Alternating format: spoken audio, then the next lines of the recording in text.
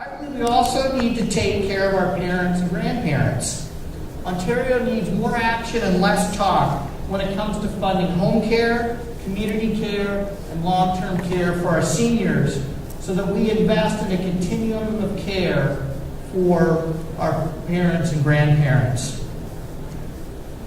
Finally, it's essential for us to not only protect the people we love, but also the places we love. Ontario is blessed with beautiful landscapes, fresh water, natural resources, good farmland. But we can't take this for granted. As the Aboriginal proverb goes, we don't inherit the earth from our ancestors, we borrow it from our children. I believe we have a sacred responsibility. It's something that my parents instilled in me growing up on a farm, to take care of our land and water, to make sure it is productive for the next generation. As the only political leader in Ontario to sign the Food and Water First Pledge, I understand how essential it is to protect prime farmland and source water. We all need to eat and drink.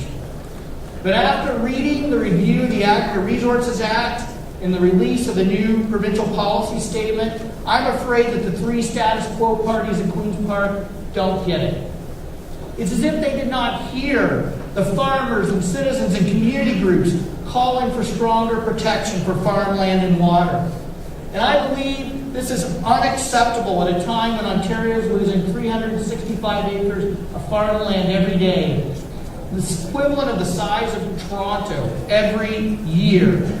It makes no sense for this province to destroy the asset base for food and farming sector, which happens to be the largest employer in this province. So I will continue to fight for permanent protection for prime farmland.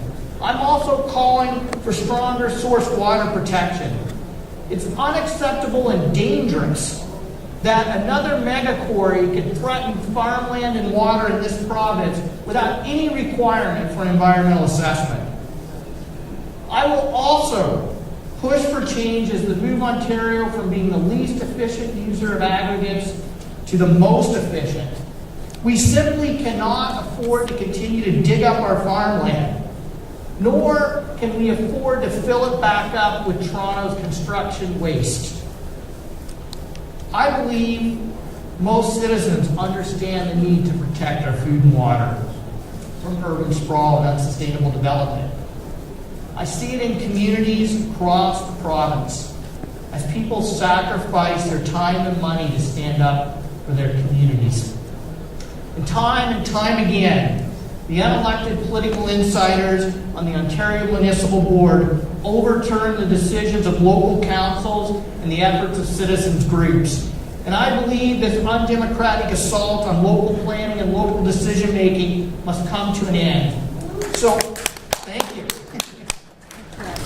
So I will continue to fight to overhaul or disband the Ontario Municipal Board and restore local democracy to land use planning in this province.